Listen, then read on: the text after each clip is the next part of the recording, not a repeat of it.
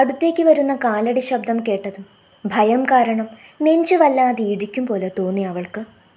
നെറ്റിയിലൂടെ വിയർപ്പ് തുള്ളികൾ ചാലിട്ടൊഴുകിയിരുന്നു. കണ്ണുകൾ രണ്ടും പേടിയോടെ ചുറ്റും ചലിച്ചു. കള്ളം പിടിക്കപ്പെടാൻ പോകുന്നൊരു കുട്ടിയുടെ ഭയം അവളുടെ ഉള്ളിൽ നിറഞ്ഞു വന്നു.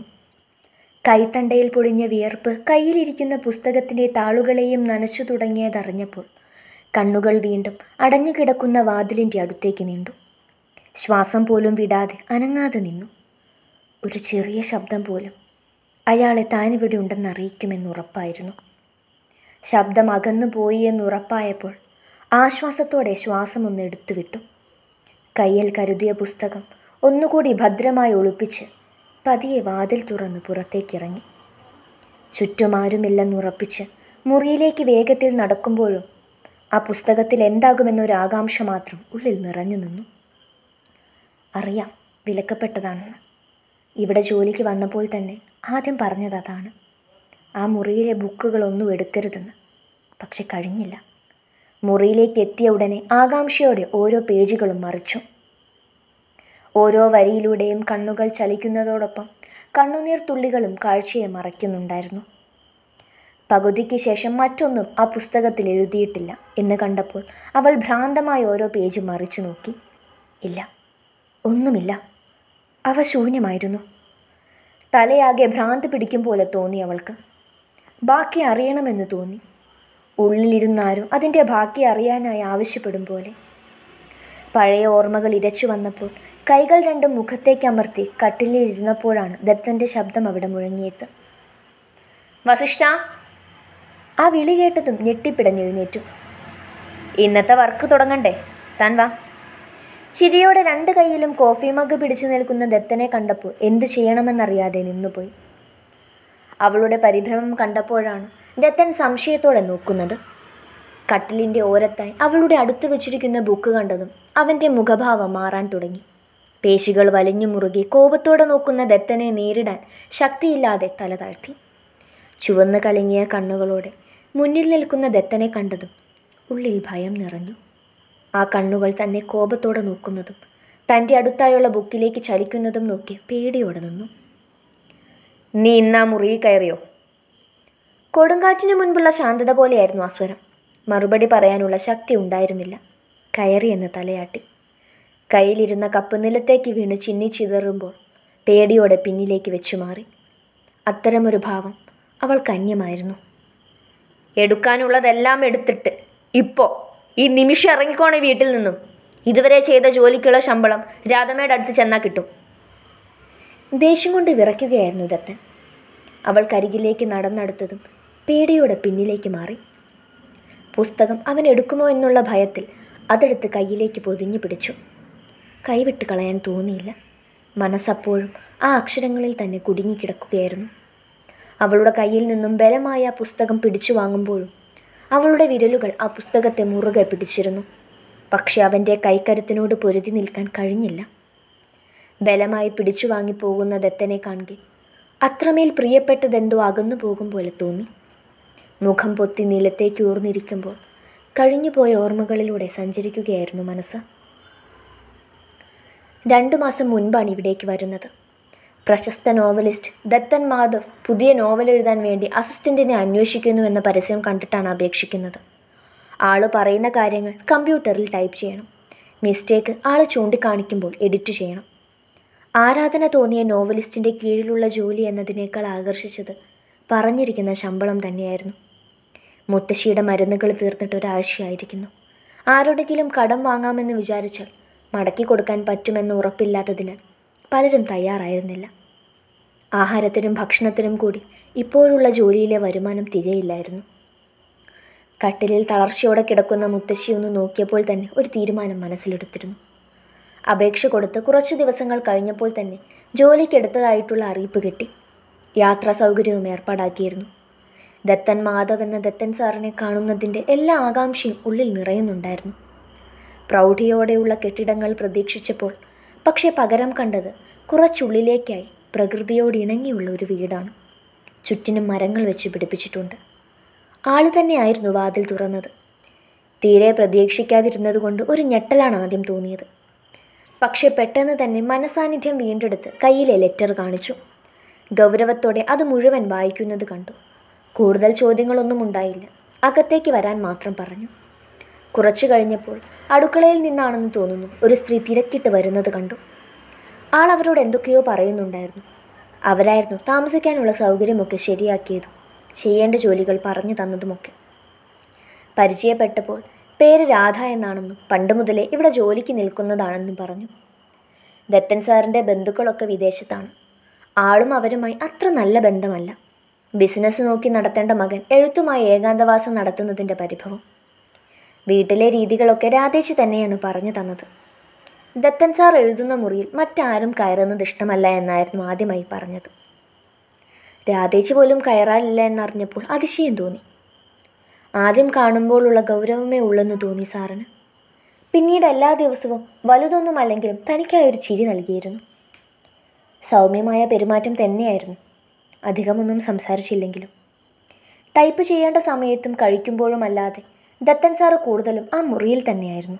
ഇടയ്ക്കെപ്പോഴോ അതുവഴി പോയപ്പോൾ കണ്ടു എന്തൊക്കെയോ പേപ്പറിൽ കുത്തി കുറിക്കുന്നത്. ഒരിക്കൽ സാർ വീട്ടിലുണ്ടായിരുന്നില്ല. അന്ന് വെറുതെ തോന്നിയ കൗതുകത്തിൽ അകത്തേക്ക് കയറിയതാണ്. തെറ്റാണ് ചെയ്യുന്നതെന്ന് അറിയാമായിരുന്നു. പക്ഷെ കഴിഞ്ഞില്ല. വായിക്കണമെന്നൊന്നും വിചാരിച്ചതല്ല. വെറുതെ ഷെൽഫിൻ്റെ ഏറ്റവും ഒരറ്റത്തായി കിടക്കുന്ന പുസ്തകം എടുത്ത് മറിച്ചു നോക്കിയതാണ്.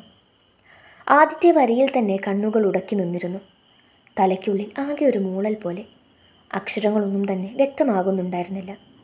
കണ്ണുകൾ വീണ്ടും വീണ്ടും ചിമ്മി തുറന്നു.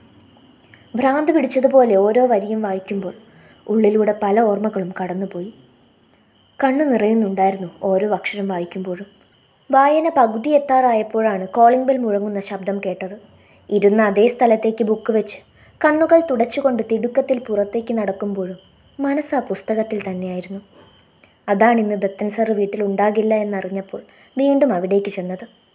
പക്ഷേ വായനയിൽ മുഴുകിയിരുന്നതിനാൽ ഒന്നും അറിഞ്ഞിരുന്നില്ല. ചെയ്തത് തെറ്റാണ് എന്ന് വീണ്ടും വീണ്ടും ഓർമ്മിപ്പിച്ചുവെങ്കിലും ആ അക്ഷരങ്ങളെ വിട്ടുപോകാൻ മനസ്സ് തയ്യാറായിരുന്നില്ല. വീണ്ടും വീണ്ടും തൻ്റെ ഭൂതകാലത്തിലേക്ക് ആ അക്ഷരങ്ങൾ തന്നെ ബലമായി വലിച്ചിഴയ്ക്കും പോലെ, അവ തന്നെ ശ്വാസം മുട്ടിക്കും പോലെ. തൻ്റെ മുറിക്കുള്ളിൽ ദേഷ്യത്തോടെ ഉലാത്തുകയായിരുന്നു ദത്തൻ. കയ്യിലിരുന്ന പുസ്തകം ദേഷ്യത്തോടെ ബെഡിലേക്ക് വലിച്ചെറിഞ്ഞു. എന്നിട്ടും ദേഷ്യം മാറിയിരുന്നില്ല. ഇന്ന് വരെ തൻ്റെ സാമ്രാജ്യത്തിലേക്ക് ആരും കയറി വന്നിരുന്നില്ല. അവിടെയുള്ള ഓരോ വസ്തുവും തനിക്ക് അത്രമേൽ പ്രിയപ്പെട്ടതാണ്. അവയോരോന്നും തനിക്ക് മാത്രം സ്വന്തമാണ്. എഴുതി പൂർത്തിയാക്കാത്ത കഥകളെന്നും തന്നിൽ മാത്രം നിറഞ്ഞിരിക്കുന്നതാണ്. അവയ്ക്കിടയിലേക്കാണ് ഇന്ന് അനുവാദം ചോദിക്കാതെ അവൾ കടന്നു വന്നിരിക്കുന്നത്. ദേഷ്യത്തോടെ അവൻ മുഷ്ടി ചുരുട്ടി പിടിച്ചു. വാതിലിൽ ഒരു മുട്ട് കേട്ട് നോക്കിയപ്പോഴാണ് രാധമ്മയെ കാണുന്നത്. അവൻ്റെ മുഖം ഒരു നിമിഷം കൊണ്ട് ശാന്തമായി. എന്താ അമ്മേ, അവൾക്കുള്ള സാലറി എത്രയാന്ന് വെച്ചാൽ കൊടുത്തേരെ, ഇനി ഇവിടെ വേണ്ട അവൾ. അവൻ ഗൗരവത്തോടെ പറയുന്നത് കേട്ടപ്പോൾ അവരൊരു ചിരിയോടെ അടുത്തേക്ക് ചെന്നു. മുടിയിൽ പതിയെ വിരലോടിച്ചപ്പോൾ അവൻ കണ്ണുകൾ അടച്ചിരുന്നു. അമ്മ ഒരു കാര്യം പറഞ്ഞാൽ മോൻ അനുസരിക്കുമോ? കാര്യം എന്താകുമെന്ന് ഒരു ഊഹം കിട്ടിയതിനാൽ അവനൊന്നും മിണ്ടിയില്ല. അതൊരു പാവം കുട്ടിയാണ്.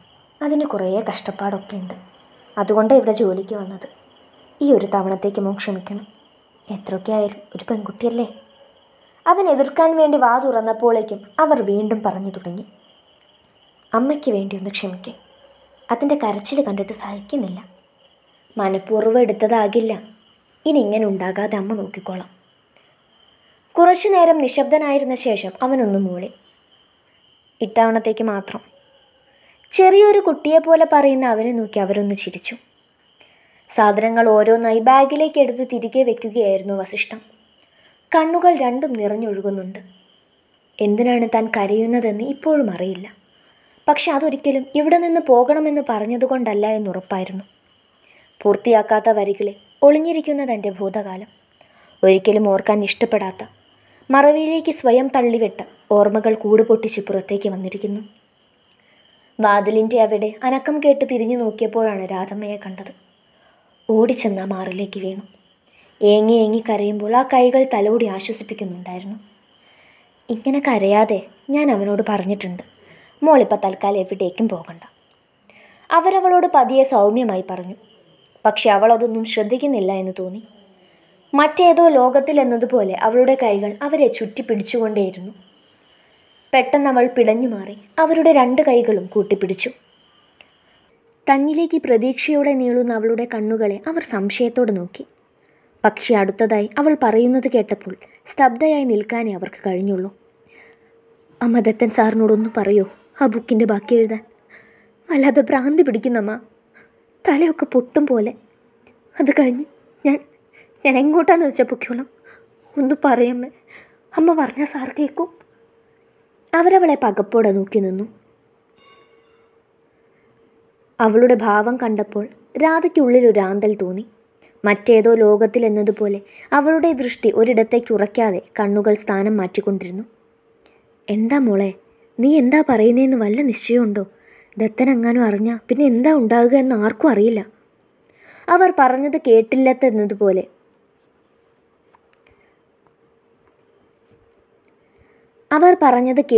എന്നതുപോലെ അവൾ വീണ്ടും ആ കൈകൾ കൂട്ടിപ്പിടിച്ചു. അമ്മയൊന്നും പറയൂ സാറിനോട്. വീണ്ടും വീണ്ടും കയ്യിലേക്ക് മുഖമമർത്തി കെഞ്ചുന്ന അവളെ എന്തു പറഞ്ഞ് ആശ്വസിപ്പിക്കുമെന്നറിയാതെ അവരൊരു നിമിഷം നിന്നു. പിന്നെ പതിയെ അവളുടെ മുടിയിൽ തലോടി. അമ്മ പറയാം, മോളിങ്ങനെ കരഞ്ഞ അസുഖം എന്തെങ്കിലും പിടിപ്പിക്കാതെ. അവർ പതിയെ ആശ്വസിപ്പിച്ചപ്പോൾ അവൾ ആ മാറിലേക്ക് പറ്റിച്ചേർന്നിരുന്നു. ഒരു ചുവരിനപ്പുറം നിന്ന ദത്തൻ്റെ കണ്ണുകൾ അത്ഭുതം വിടർന്നു. രാധമ്മയുടെ കൂടെ അവൾക്കായി ഒരു താക്കീത് കൂടി കൊടുക്കാൻ വന്നതായിരുന്നു. കരഞ്ഞു വീർത്ത മുഖവുമായി ഓടി വരുന്ന അവളെ കണ്ടപ്പോൾ പാവം തോന്നി. ഇത്തവണത്തേക്ക് ക്ഷമിക്കാമെന്ന് ഉറപ്പിച്ചാണ് നിന്നത്. പക്ഷെ പിന്നീട് അവൾ പറഞ്ഞത് കേട്ട് തറഞ്ഞു നിൽക്കാനേ കഴിഞ്ഞുള്ളൂ. അവൻ പോലും അറിയാതെ അവൻ്റെ കാലുകൾ മുറിയിലേക്ക് ചലിച്ചു. കട്ടിലിൽ അലസമായി കിടന്ന ബുക്ക് കൈകളിലെടുക്കുമ്പോഴും അവളുടെ കരച്ചിലിൻ്റെ ശബ്ദം മാത്രമായിരുന്നു ഉള്ളിൽ നിറയെ.